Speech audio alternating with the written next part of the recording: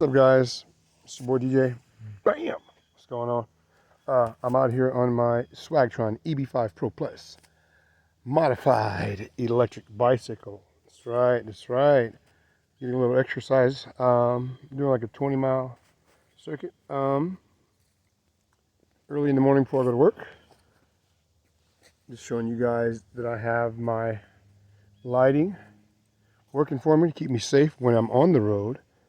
No, this is not a mountain bike, but my thought on trailing is you can trail on any bike. Just, you have to slow down because you don't have suspension and all those other things. But yet you have the adequate tire size on this Eb5 Pro Plus with its 14-inch chunky tires.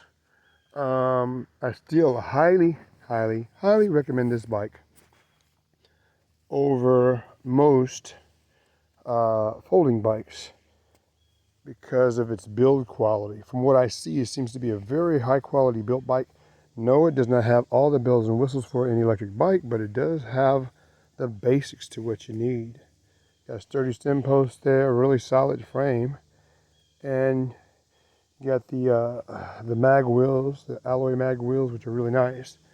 Bike's a lot of fun, and even in the stock form at 36 volts, it's a lot of fun. I modified mine. If you go back and watch other videos, I got it modified to operate off of 48 volts. So the top speed on this Joker is like 22 to 23 mile an hour. The legal speed is 20 mile an hour. Usually what I do, I don't try to max it out hardly ever at those speeds. I try to obey the electric bike laws, okay? Which is a good thing, Again, I encourage a lot of you guys to slow down and think really hard before you go out and spend a bunch of money on an e-bike, because you really don't have to. You really don't have to, unless you just want to spend a bunch of money. Like this right here is a $550 bike, which is worth every dime and even more in my book, in its stock formation. In the stock form, it has a 36 volt system in it, which does really well. You'll get probably with pedal assist, maybe 25 miles, anywhere from 25 possibly to 30 miles. And off the throttle in stock form, you'll get probably 12 to 15 miles of range. But what's cool about this bike is it's an easy bike to mod. If you want to extend your range, all you have to do is order like a 10 amp hour battery, which is a smaller size battery, but it will be legit. Get a wide cable, a parallel cable, Y cable, and then you can run the stock battery along with the external battery. You just have to find a place to mount it or put it in a bag, something like that. But that can increase your range up to 25 miles on this type of a bike, because this bike uses half the power of a direct drive motor e-bike or scooter. I have the I forgot what you call this display screen right here, but anyway, it gives me the amp hour readings for this bike when I use it. Like, I have a 14 amp hour battery in the trunk there, and it'll let me know if whether I used half an amp hour, a whole amp hour, a third amp hour, whatever. So I use that as my gas tank.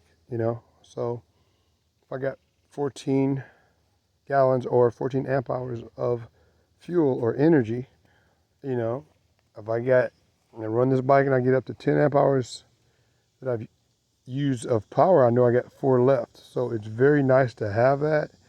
And like, I go to work, I ride this to work sometimes, and my job is 16 miles away. I usually only use 6 amp hours of power going to work, 6.5 to 6.7, and maybe sometimes 7 amp hours. So I got a hill like this that I have to climb. That motor is, to me, the secret to e-biking right there, is that motor, that size of geared hub motor, because again, they use half the power. So you get a bike or scooter with that type of motor, okay, and you use it and e-bikes, like I said, an e-bike or a scooter, you're going to get incredible range. I don't know why more people aren't going with the geared hub motor. I don't know the reason for it, because I have like 4 bikes with geared hub motors, and they work awesome. But most of the scooters that you see today are not geared hub motor scooters. Most of the scooters are direct drive.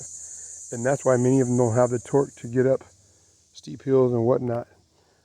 This bike right here does great as far as hill climbing. When you pedal along with it, it does really good.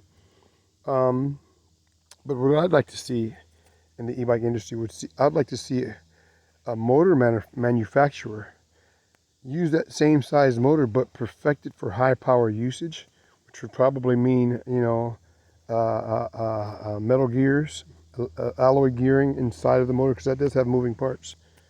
It has gears inside of it, planetary gears, three of them, and an outward gear, which is the kind of roll around inside there.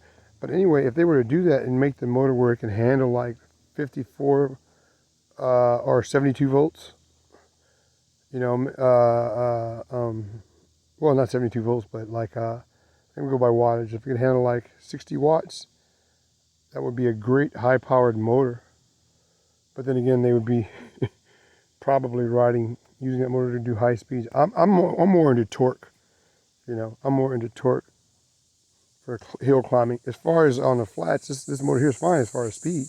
How long will it last at 48 volts? I have no idea. But this bike gets rave reviews from the people that they get it. It doesn't get the props to me that it deserves.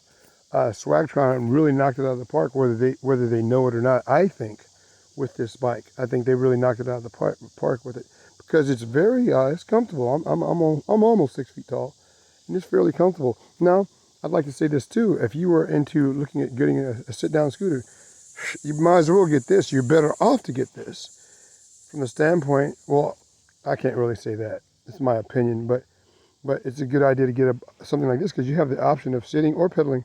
And then say your battery did run down, you can pedal home at least. If you're on a scooter, you can't do that. You do not have that option. So again, just doing a little update on the Swagtron Eb5 Pro Plus. I'm out here in the woods. I'm going to continue on with my ride, and I just thought I'd make a quick video letting you guys know that this bike still is the one to get. Highly recommended. And I have like 6 e-bikes, guys, so I have over 7,000 miles collectively on my e-bikes. I'm headed toward the 8,000 mile mark.